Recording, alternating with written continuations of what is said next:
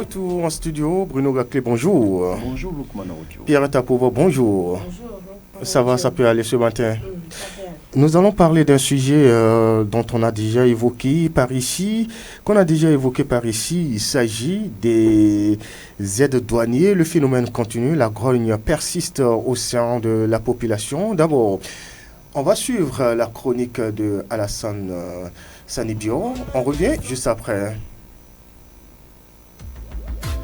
Suivez la chronique en français facile sur Sota FM. La chronique en français facile sur Sota FM. Alassane Sani Bio.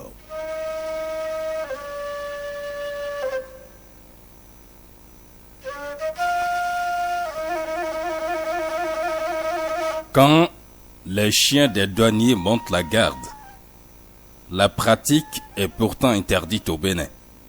Mais des douaniers continuent de se faire assister par des personnes qui ne sont pas de leur corporation.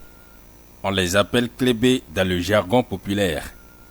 Si vous les voyez au poste des douanes, vous les assimilez aux disciples de Saint Matthieu à cause de leur comportement. Seulement qu'ils sont en tenue civile, comme parfois certains douaniers. Ce sont eux qui procèdent au contrôle la plupart du temps. Ils décident parfois du sort des conducteurs de véhicules ou des propriétaires de marchandises, alors qu'ils ne sont pas formés pour. Première pratique dangereuse. C'est la responsabilité de tout un État qui est engagé. Les douaniers qui sont formés et payés pour traquer les produits illicites laissent la main aux profanes, mettant en danger la vie de toute une nation. Le gouvernement en est conscient. C'est pourquoi depuis des années déjà, la pratique est bannie. Mais elle s'observe toujours, parce que les douaniers ne veulent plus travailler.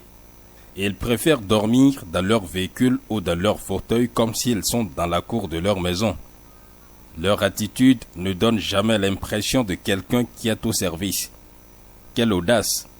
Audace parce qu'aucune pratique interdite sous ce régime ne prospère jamais. L'exception à la règle est confirmée ici. Il faut les applaudir. Ils ont défié l'autorité sous la rupture. La même décision avait été prise au niveau de la police républicaine. Là-bas, c'est respecté. Aujourd'hui, les policiers n'ont plus de clébés. Le gouvernement doit nous expliquer pourquoi chez les douaniers on a laissé faire. C'est quand même un secteur qui travaille pour renflouer les caisses de l'État. Si le personnel est en manque, on devrait avoir le courage d'en recruter encore. Parce que ce qui se passe actuellement s'appelle de la sous-traitance. Vous signez un contrat avec l'État pour travailler et vous engagez d'autres personnes pour faire le travail à votre place. Est-ce que ces personnes sont payées par les salaires des douaniers? Sinon, d'où sort l'argent qui sert à les payer? On doit nous expliquer. Si l'argent ne vient pas de leur salaire, cela veut dire qu'il y a manque à gagner pour l'État. Certainement qu'on trouve une manière habile de les rémunérer. Il faut donc fouiller pour mieux comprendre. Sinon, c'est grave. Les clébés eux-mêmes courent de grands risques autant que les douaniers. Peut-être ils ne savent pas qu'ils sont dans l'illégalité. Il faut que ça s'arrête. Parce que je doute fort de la qualité du travail qui se fait. À mon sens, quand on arrête un véhicule, c'est l'agent qui devrait se déplacer pour procéder au contrôle. Mais ce n'est pas toujours le cas. Le clébé fait ce qu'il peut faire et le conducteur se dirige vers le chef. J'ai été témoin de la pratique plus d'une fois. Dans ces conditions, on se demande la vraie raison de leur présence au poste de contrôle érigé sur nos routes. Le gouvernement doit prendre ses responsabilités pour arrêter la saignée. Peut-être ailleurs la pratique est déjà terminée, je n'en sais rien. Mais il reste encore des poches de résistance. Il faut parcourir l'ensemble du territoire national pour vérifier. Il ne suffit pas de parler à la télé ou à la radio pour croire que le message est entendu. Le Béninois préfère le bâton pour se mettre au pas. Sinon, vous allez parler français du matin au soir, personne ne vous écoutera. Sauf si le gouvernement même est complice. Parce qu'on ne peut pas dire qu'on ne voit pas ce qui se passe sur les axes routiers. Les renseignements sont partout. Donc le travail n'a qu'à se faire. Sinon, les nouvelles ne sont pas bonnes. Si rien n'est fait dans les jours à venir, nous allons déballer les dessous de cette pratique. Aujourd'hui, nous nous contentons seulement de la photographie générale de ce paysage, parce qu'un État qui se respecte doit avoir des secteurs sains. Citoyens de la République, c'est tout pour aujourd'hui. On se reprend très prochainement.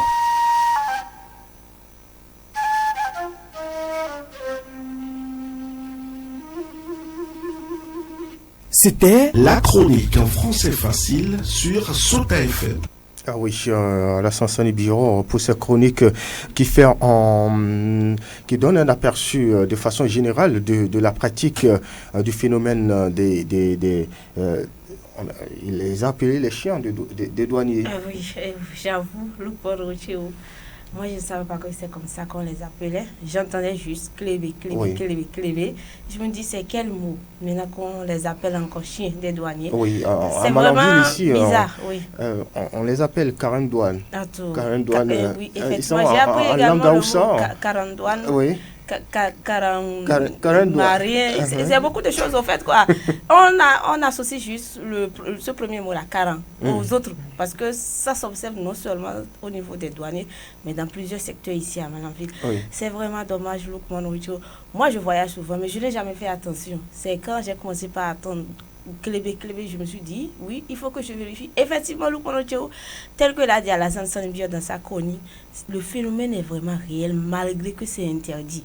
Vous voyez, moi j'étais là la dernière fois dans la voiture, tranquille, le chauffeur il est venu, il a garé à hauteur de la rizerie, il semble qu'il y a un poste de douane qui est là, il a garé, et c'est le monsieur qui se lève, qui regarde et dit, le chef est là-bas. Le chauffeur était obligé de descendre, il est parti, je ne sais pas, la discussion était... Il gardait même quelque chose en main, il a remis, il est revenu de ce côté, il revenait, on l'a rappelé, il est reparti. Pendant ce temps, les passagers comme nous, on était dans la chaleur, emmagasinés dans le taxi, on était là. Et ils ont parlé encore à hauteur de 5 minutes comme ça. Le chauffeur revenait, on l'a rappelé encore pour une troisième fois. Ça fait que même les passagers disaient, c'est quoi le souci? Nous, on veut partir parce qu'on a tellement chaud. Le chauffeur est revenu, il est rentré dans sa voiture. On a démarré, il n'a même pas pipé mot. C'est là que je me suis dit, qu'est-ce qui s'est réellement passé là-bas? On ne sait pas, donc le phénomène persiste et surtout, ça à la peau dure, peut-être dans d'autres localités, mais ici à Malanville, c'est bien réel, ce n'est même pas caché, oui. Et c'est vraiment dommage. Ça saute à l'œil, Bruno Gakli, vous l'avez évoqué, je me rappelle au cours du débat loupe à la semaine à la loupe, la situation est flagrante ici à Malanville. Oui, la situation est réelle et beaucoup en parlent. Et quand déjà beaucoup en parlent, il faut déjà comprendre que ça ne va pas. Les gens sont fatigués d'une pratique au sein de la société. Donc derrière ça grogne, mais les autorités communales, l'autorité préfectorale de l'autre côté, le candidat ne dira pas qu'il n'a pas vent de ce qui se passe dans une commune comme Malanville. L'autorité judiciaire non plus. L'autorité judiciaire est à Malanville. On a la chance d'avoir le tribunal. Oui. Donc je pense qu'on devait déjà commencer par rappeler à l'autre chacun. Ranger chacun dans ses capacités, ses couloirs. Mais depuis, on constate que ça persiste, ça continue. Au même moment, on a les regards sont tournés vers Malanville pour savoir qu'est-ce qui se passe à Malanville. Voilà un phénomène décrié par les populations. Chaque jour, même dans les rues, ça crie, ça chante, les clébés nous embrouillent, tout ça là. Moi, je sais une chose. C'est un métier comme l'autre métier. Lequel? De la vieille dame. Ah oui. Je ne sais comment ça s'appelle.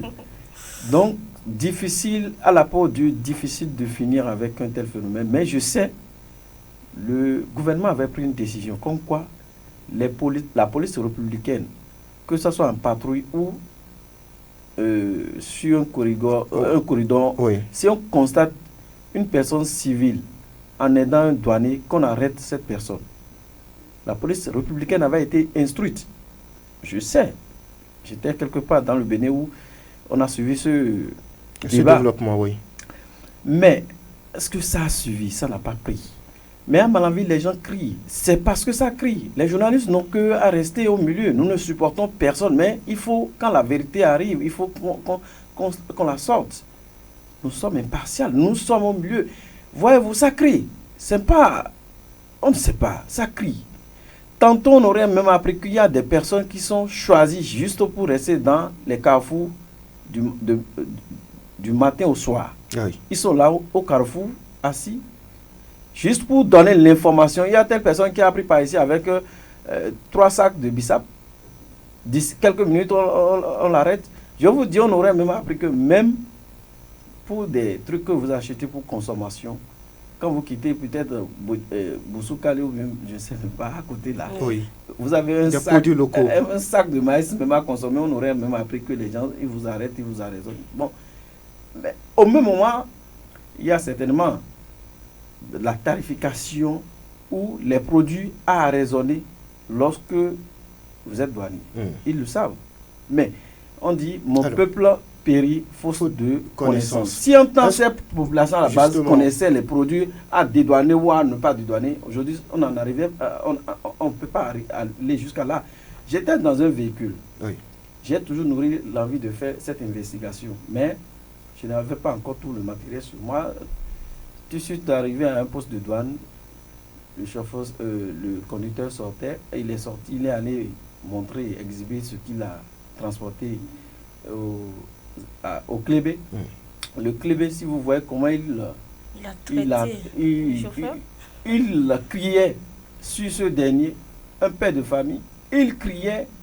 Bon, tout de suite, il fallait vraiment comprendre le système pour savoir que ce n'est pas un douanier. Donc, vous voyez, quand c'est comme ça, quand ça arrive comme ça, les populations vont vous vomir. Alors que, je l'ai toujours dit, c'est pas légal. Quand vous voulez le faire, il fallait le faire en cachette. Il fallait le faire caché. Vous ne savez pas qui sont ceux qui sont dans le véhicule. Ils sont qui? Peut-être aussi qu'ils ont eu tellement de latitude, le vent en poupe, qui se disent tout est permis. Au même moment, le danger c'est quoi? Le douanier a été formé, recruté. Après une formation de base commune militaire, il a été formé à l'école. Ils connaissent les droits en matière de droit fiscal, etc. Mais le Clébé, est-ce qu'il a forcément ses b.a.-ba? C'est ça encore le souci. Maintenant, le souci, le nœud, c'est où? On est dans un pays où peut-être ça peut transiter les armes. On a mis peut-être les armes dans un sac. Le Clébé vient, il approche le véhicule, le chauffeur Ouri dit non, jusque c'est les produits consommables. Il glisse quelque chose au Clébé. C'est parti. Et le danger, c'est où? C'est qu'au sein de la population, un jour, ça peut péter. Donc, je pense que le douanier doit jouer son rôle. Et son rôle, c'est quoi? C'est lorsque le véhicule s'arrête, le douanier est habilité. C'est de son rôle, c'est de son ressort de rapprocher justement le chauffeur. Et comment? Avec la courtoisie possible. Il ne faut pas crier là-dessus sur les gens. Non. Chacun a un droit. Là où votre droit commence, c'est comme ça, mon droit commence quelque part. Donc, vous savez, la vie est simple, mais parfois on aime chercher aussi, tirer le diable de par sa queue. Oui. Pourquoi vous arrêtez quelqu'un, allez de la manière la plus courtoise, vous saluez. Aujourd'hui, on a même constaté, quand même quelqu'un vous arrête, que ce soit en patrouille, tout ça là, c'est vous d'abord qui saluez d'abord. Mais ce n'est pas commode. Oui. Vous saluez la personne, vous lui demandez poliment ce qu'il a dans son véhicule et vous vérifiez. Donc il y a ces comportements qu'on ne constate pas. Moi j'ai vu plusieurs fois. Oui. Pierre Tapovo, le gouvernement est sans savoir qu'il y a ces pratiques en cours. Parce que c'est vrai que ça avait été fait objet d'une conférence, ça a suscité la réaction du porte-parole du gouvernement. Donc, juste après. Depuis quand, c'est de ça qu'il s'agit. 2022, paraît-il. Bien sûr. 2022, aujourd'hui nous sommes en 2024. 2 ans après que vous avez pris une décision, vous êtes venu devant la presse, vous avez parlé devant le micro, le message est passé. Est-ce qu'il y a le suivi sur le terrain? On l'a toujours dit, Luc Monotio. Aujourd'hui, on ne va pas nous dire qu'on a pris la décision, c'est terminé. La décision a été prise, elle a été lue, le message est passé, mais le reste, c'est rangé au placard. Ce qui ne devait pas être le cas, Luc Monotio. Aujourd'hui, ça grogne de partout. On ne va pas nous dire que les ministres ne voyagent pas. Ils sont parfois sur le tronçon. Donc vous allez me dire que le jour où il y a cette délégation ministérielle qui venait, le Clébé s'est rangé? Non. Il ne faut pas nous dire qu'ils ne savent pas. Il s'agit de véhicules officiels. D'accord. De véhicules officiels. Mais en plus, on pouvait pousser. Le véhicule de oui, je sais, on pouvait pousser sa curiosité. Quand vous êtes autorité, vous êtes en voyage, mais essayez de constater ce qui se passe sur le terrain. Ce que vu peut-être les populations à la base, Luc Monotio. D'accord. J'ai suivi une enquête. Pas vous déguiser. Justement, c'est ce à quoi je voulais en venir. J'ai suivi un reportage, ça c'était à Yaoundé, au Cameroun, où le patron de la police, parce que beaucoup se plaignaient du fait que les policiers rançonnaient la population, et donc le patron, le directeur général de la police, s'est habillé comme tout usager et est rentré dans un taxi. C'est l'humilité, ça, Lukman. Il est rentré et cela lui a permis de déceler, découvrir les réalités des tracasseries routières. Et qu'est-ce qui s'est passé par la suite? C'est qu'il est revenu avec cette fois-ci d'autres éléments de police pour mettre aux arrêts tous ceux qui s'adonnaient à ces pratiques de rançonnement sur le terrain. Mais principalement pour le cas des douaniers ici à Malanville, c'est comme si ça se passait au vu au su de tout le monde, à la barbe et au nez de tout le monde. On accepte un mal. C'est ce que j'ai dit. On ne nous dira pas que l'autorité communale n'est pas informée. Vous savez, c'est pas possible. Mon peuple périt pour faute de connaissance. Si entre-temps le peuple, à la base, avait connaissance de son droit, de son devoir, qu'est-ce qu'il peut transporter? Qu'est-ce qui est dédouanable? Est-ce que les clébés là, je peux leur dire la vérité si le peuple connaissait ça là? Mais on ne peut pas quand même... Bon, moi, je pense qu'il y a des catégories d'hommes que les clébés peuvent narguer. Ça, c'est sûr. On peut aller juste devant la juridiction, il n'y a pas de souci. On a des droits, on a des devoirs. Il va falloir que le peuple commence par chercher à comprendre son droit. Vous avez des droits. Quelqu'un qui est là, positionné sans un minimum de connaissance de ce pourquoi il est là, vous nargue, vous crie là-dessus. Bon, moi, je pense qu'on doit corriger le tir. Moi, je dis une chose. On est contre personne. Mais la réalité est claire sur le terrain, ça grogne. Ce qu'il faut faire, si vous le faites, certainement, vous n'avez rien à faire, vous le faites. C'est bon, il n'y a pas de souci. Faites-le en cachette. Ne narguez pas les populations à la base. C'est vous qui êtes dans l'illégalité et c'est vous qui narguez. Il ne faut pas narguer les gens. Quand on vous appelle mes chefs, il faut fuir, il faut dire non, je ne suis pas chef. C'est important parce que vous ne savez pas quelle est la mission qui est assignée à cette personne qui est encore dans le véhicule lorsque le véhicule est arrêté devant le douanier. Qui sont ceux-là qui sont dedans? Quelle est leur mission? Ils font quoi? Ils sont qui? Vous vous mettez à narguer un chauffeur parce qu'il ne connaît pas ses droits? Parce que, et aussi, à nos frères chauffeurs, d'être légal, de transporter ce qui est conseillé, ce qui est légal. Quand vous êtes dans votre plein droit, vous êtes libre de parler. Lorsque vous savez que vous ne transportez pas quelque chose d'illicite, lorsque vous êtes dans vos pleins droits, c'est ça. Il va falloir que nos frères chauffeurs aussi, lorsque vous voulez prendre quelqu'un, vous voulez transporter quelqu'un, il faut quand même lui demander ce qu'il transporte.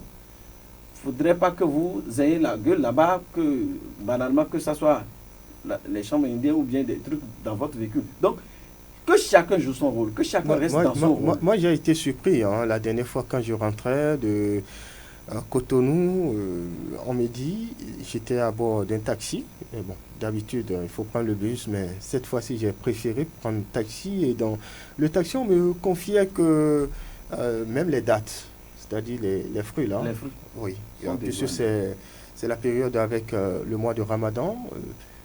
Les douaniers exigent bon, je ne sais pas trop, je n'ai pas compris, mais c'est qu'on leur impose désormais le paiement d'une taxe. Mais malheureusement, sans facture, sans reçu.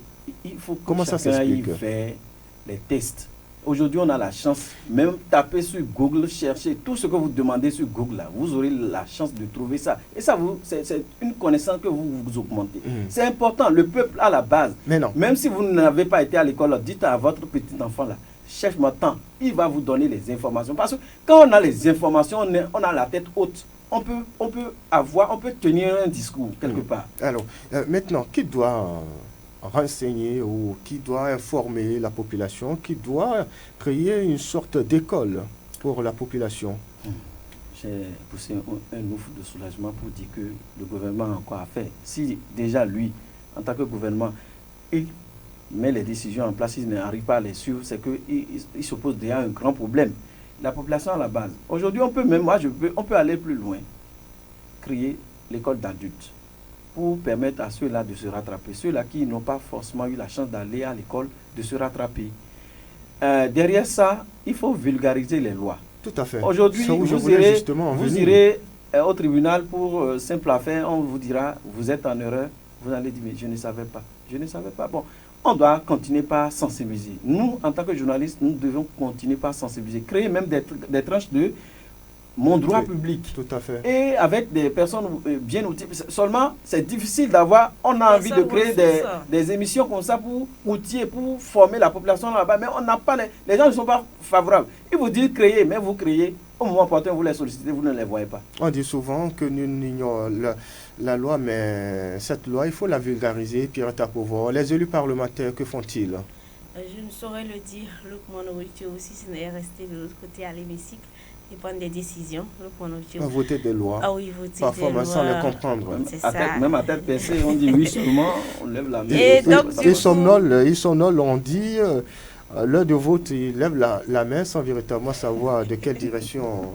Et donc, du coup, vulgariser les lois, d'accord, mais il faut le faire également, pas forcément en français, il faut le faire dans les langues locales.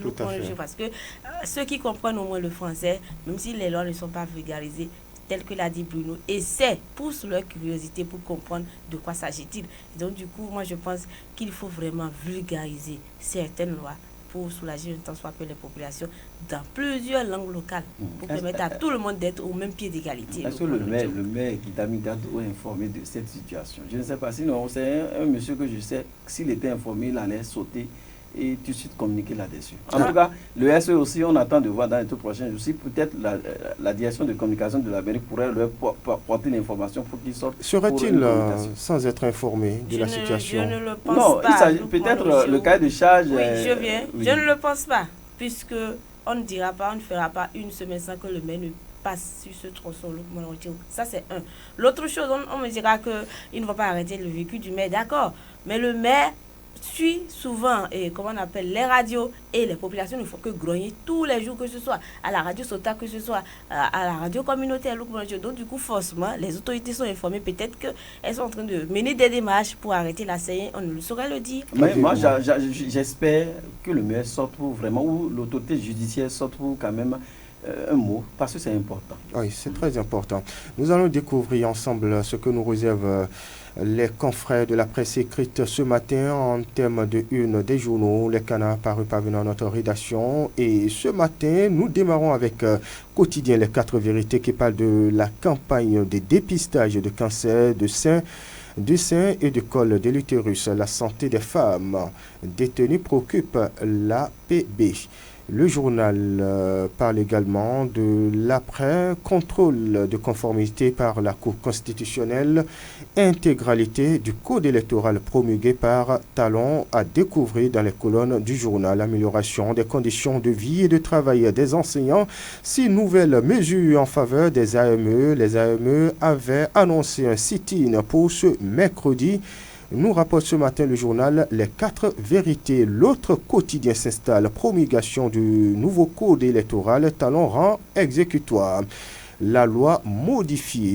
Les détails évidemment à découvrir dans les colonnes du journal. L'événement du jour s'installe. Le projet de réhabilitation du CEPA et du hall des arts. Le gouvernement dévoile les critères d'indemnisation des sinistrés. Les détails évidemment à découvrir dans les colonnes du journal. On passe à un autre, c'est bien Fraternité, le quotidien de Ménotin, retraite non préparée, la grosse galère du troisième âge. Élection générale de 2026, l'intégralité du code électoral promulgué à découvrir dans les colonnes du journal. Le matinal de Châteaucourt s'installe et parle de nouvelles mesures gouvernementales pour améliorer les conditions de vie des AME, syndicats, enseignants et bénéficiaires. Reconnaissant la CSA Bénin, la CGTB, l'UNSTB salue des progrès significatifs. Noël Chadaré, il y a une bonne dose d'humanisme, déclare-t-il, et cité en une par le quotidien. L'Indépendant parle de souvenirs des élections du 20 mars 2016, déjà 8 ans de réforme sans compromission politique, estime le journal. Voilà, on me fait signe que ce sera tout pour Bonjour Malanville pour le compte de ce matin. Bruno Gakli. Certainement, le CB aussi n'est pas informé. On attend de voir la CB, sortie du CB douane. D'accord, c'est possible. C'est possible. Leur sortie, c'est important. Parfait. Pierre Tapouro. Je dirais tout simplement bonne journée à vous, Loukman Worochew. Merci beaucoup. En direct chez vous, mesdames, messieurs, je suis Loukman Worochew. J'ai bénéficié de la collaboration technique de Doko Aboubakari à l'édition. Il s'appelle Souleymane Amadou. L'info reste en continu sur Sota FM. Mesdames, messieurs, portez-vous bien. Au revoir.